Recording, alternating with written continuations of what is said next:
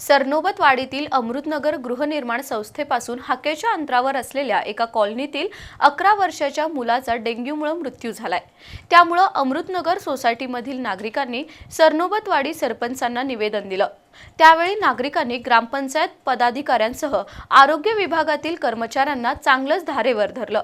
वेळच्या वेळी सार्वजनिक स्वच्छता करावी, गरजेनुसार औषधांची फवारणी करावी अशी मागणी करण्यात आली। 11 वर्षाच्या जोरेज एजाज तकीलदार या मुलाचा डेंग्यूमुळे 24 जून रोजी मृत्यू झाला। सरनोबतवाडीतील अमृतनगर गृहनिर्माण सोसायटीपासून हाकेच्या अंतरावर असलेल्या कॉलनीत जोरेज राहत होता। ही कॉलनी सरनोबतवाडी गावच्या सीमेवर आहे। अमृतनगर परिसरात डेंग्यूने एका मुलाचा जीव घेतल्यानं नागरिकांमध्ये भीतीचं वातावरण निर्माण झालंय।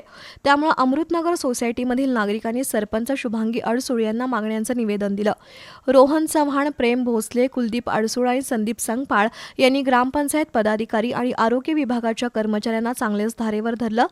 ग्रामपंचायत आणि आरोग्य विभाग नागरिकांच्या आरोग्याशी खेळत असल्याचा आरोप करण्यात आला।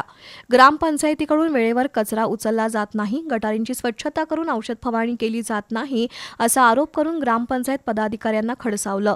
ओपन स्पेसमधील पावसाच्या पाण्याचा निचरा होण्यासाठी भराव टाकावा, गटर्स आणि नाल्यांची आठवड्यातून एकदा स्वच्छता करावी, अपूर्ण गटारींचं काम तातडीनं पूर्ण करावं अशा मागण्या निवेदनातून करण्यात आल्या।